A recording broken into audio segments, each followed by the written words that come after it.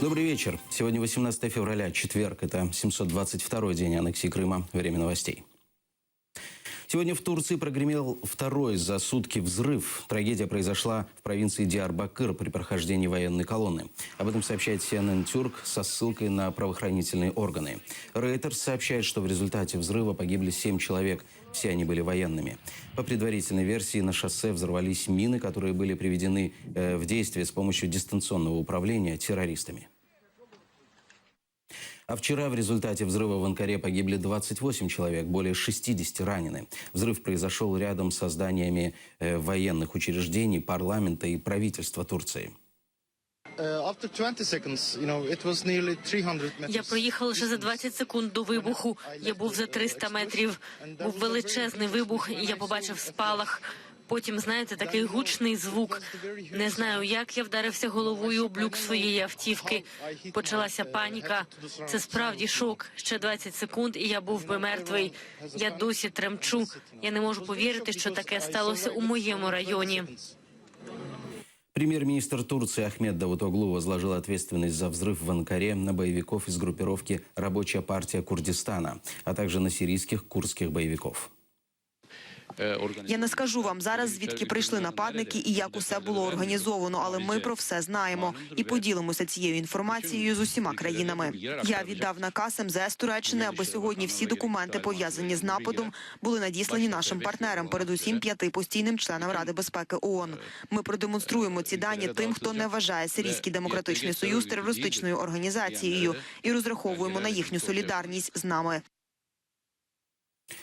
В Крыму снова обыск в крымско-татарской семье. На этот раз сотрудники ФСБ пришли к Бекировым в селе Курцы Симферопольского района. Приехало 10 человек вооруженных и в масках, и примерно около 5 человек в гражданском. Насколько я понимаю, из этих 5 там было 2 понятых. Вот, обыск проводился примерно до 9 часов. В доме не было хозяина, он уехал на отдых, как я, насколько мне удалось узнать. Были лишь 3 или 4 несовершеннолетних детей и дочка. Вот дочка единственная совершеннолетняя была, ее супруг. Вот, обыск провели, к сожалению, никаких протоколов обыска не оставили, допрашивали несовершеннолетних, пытались получить разную информацию от них и изъяли всю технику в этом доме. Не, вот дочка, она единственное, что запомнила, что постановление было Киевского районного суда. Вот о чем там, говорит, я уже была не в состоянии запомнить, когда глазами, говорит, пробежалась, и по какому поводу, из-за чего, вот я так, говорит, и не поняла. В селе довольно-таки известный человек, это зовут его Акимага, он занимается продажей лепешек и самсы.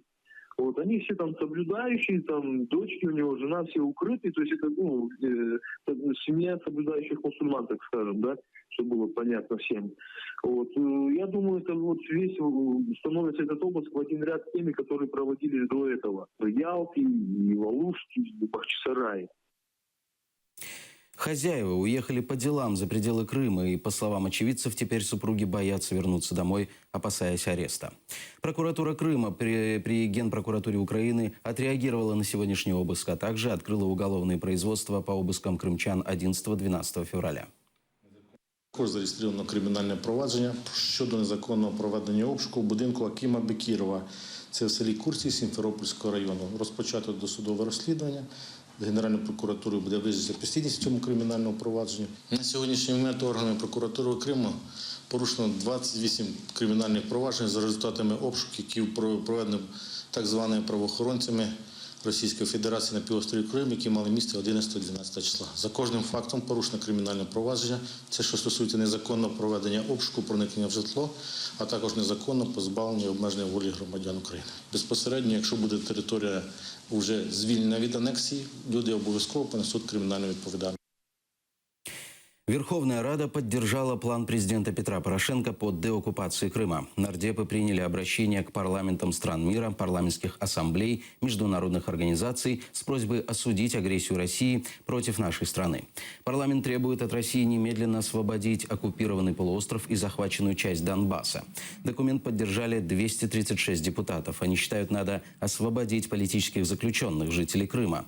На территории оккупированного полуострова должны беспрепятственно допускаться международные международные миссии и правозащитные организации с целью осуществления постоянного мониторинга и наблюдения за ситуацией в сфере защиты прав и свобод человека. Верховная Рада призывает международное сообщество продолжать оказывать давление на Россию. Совет поддерживает позицию Европейского парламента о необходимости начать международные переговоры по восстановлению украинского суверенитета путем деоккупации Крыма и Севастополя в формате «Женева+». 4071. Ще одна постанова, колеги, про звернення Верховної Ради України до парламентів іноземних держав щодо заручників. Колеги, ми вчора все обговорювали, я ще раз нагадую, прошу підтримати. В цілому 4071. В цілому. Голосуємо. Голосуємо, підтримуємо. В цілому. Прошу голосувати, колеги. Прошу голосувати. В цілому. –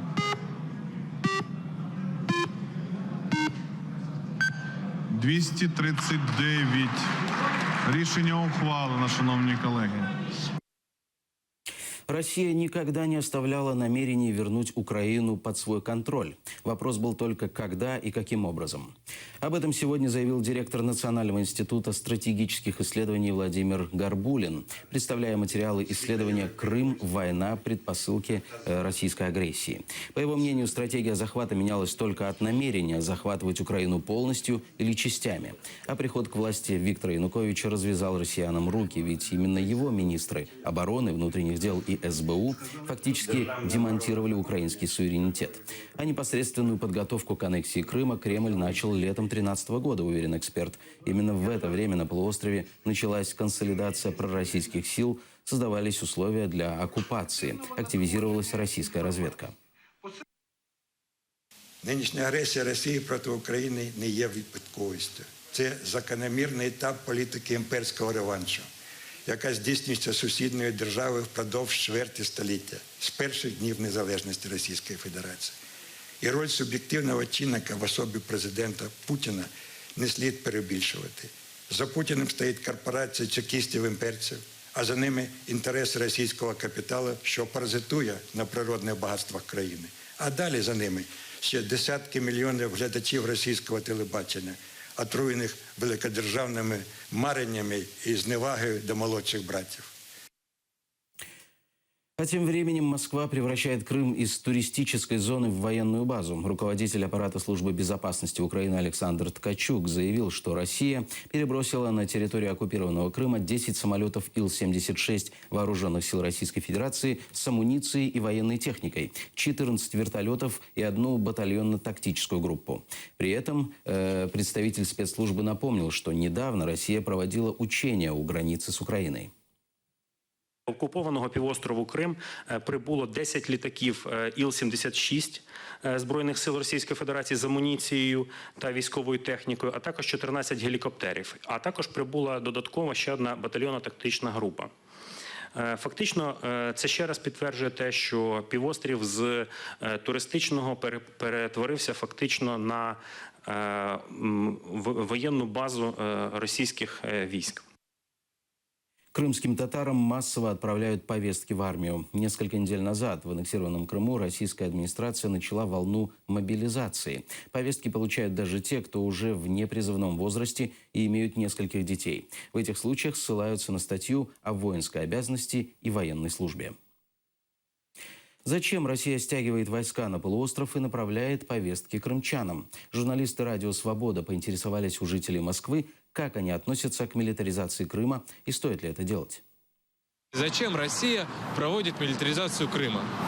Просто обороноспособность свою улучшает. Потому что Америка, Евросоюз туда стягивают на Черном море. Вы же читали, наверное, в Черном море корабли-то американские подтягивают туда. И в случае, они же недвусмысленно намекают, что хотят силой Крыма забрать. Они же не признают. Поэтому они, видимо, готовят плацдарму. А чтобы нам вовремя быть готовыми отбить их нападение или там захват Крыма, значит, поэтому мы усиливаем свои группировки там. Ну, для защиты, наверное, границ. От кого? От натовских войск. Ну, нам так, по крайней мере, докладывают по телевидению. Слишком много врагов у Крыма и желающих его посетить. Не только Крыма, но вообще кругом. по всем границам, милитаризация меня очень беспокоит. У меня дети, внуки, и, конечно, я очень опасаюсь за их дальнейшую судьбу. Россия не проводит милитаризацию Крыма. А что она делает? Она очень помогает Крыму. Ну, Потому что Крым – это Россия. А Россия не может сама себя милитаризировать. А у вас как называется вопрос? Найти лоха? Поскольку это территория России, эти войска всегда там существовали. Они не стягиваются там. Они полноценно там существуют. Ни один министр не явился на парламентские слушания по поводу переселенцев, которые вынуждены были уехать из оккупированного Донбасса и Крыма. Сессионный зал был заполнен до отказа. Представители общественности и парламентарии обсудили вопрос трудоустройства, социальной защиты и обеспечения жильем переселенцев. Особое внимание выступающие уделили вопросу единой государственной стратегии по защите людей, живущих на временно оккупированной території. Діючий закон про переселенців не виконується у пунктах забезпеченням тимчасовим житлом для внутрішньо переміщених осіб.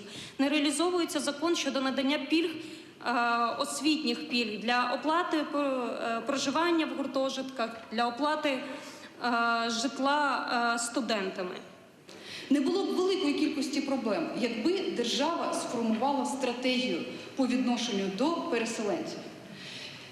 Давайте говорити відверто. На окупованій території коли-небудь люди повернуться.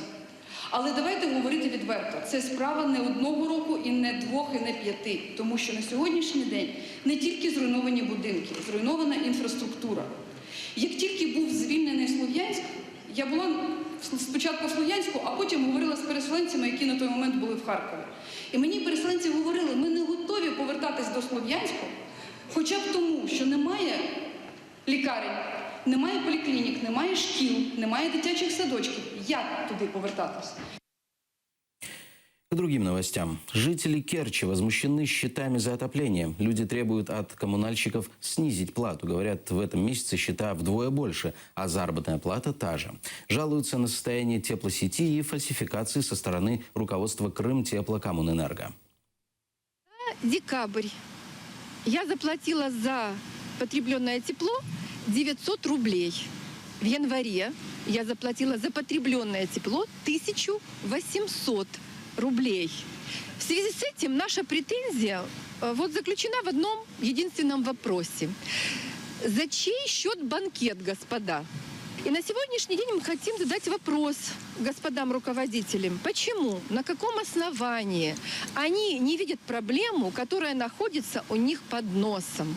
Позволяет так бесцеремонно залазить в карманы потребителей. Платить очень и очень сложно. Тяжело, потому что с каждым месяцем нарастает в 3 раза больше. Не то, что там на какой-то небольшой процент, а в 3-4 раза. Отопление просто невозможно. Вот такая погода, видите, солнечная. Можно немножко прикрыть заслонку. Вот, приходится самому идти, регулировать, прикрывать. Вот. Чтобы люди меньше платили, потому что много очень накладно. Пенсия у кого 7 тысяч, у кого 8. Крымчане из-за нехватки денег на отопление вынуждены воровать дрова. Сотрудники полиции аннексированного Крыма задержали 3 мужчин, 2 из которых работают лесничими, которые незаконно спиливали деревья. Воровство объяснили тем, что нужно отапливать дома. Теперь им грозит тюремное заключение. Осуществлял распиловку валежной древесины с целью вывоза себе домой на отопление жилого помещения. Разрешение вам кто-то давал на вывоз дров? Нет. С данной делянки? Нет, никто не давал разрешения, я самовольный. По факту хищения в отношении 3 лиц возбуждены уголовные дела по части 1 статьи 158 Уголовного кодекса Российской Федерации. Санкция данной статьи предусматривает наказание до 2 лет лишения свободы. Это все новости на этот час. Следующий выпуск «Заман» на крымско-татарском языке проведет Эльмас Асанова. А мы увидимся завтра. Всего доброго.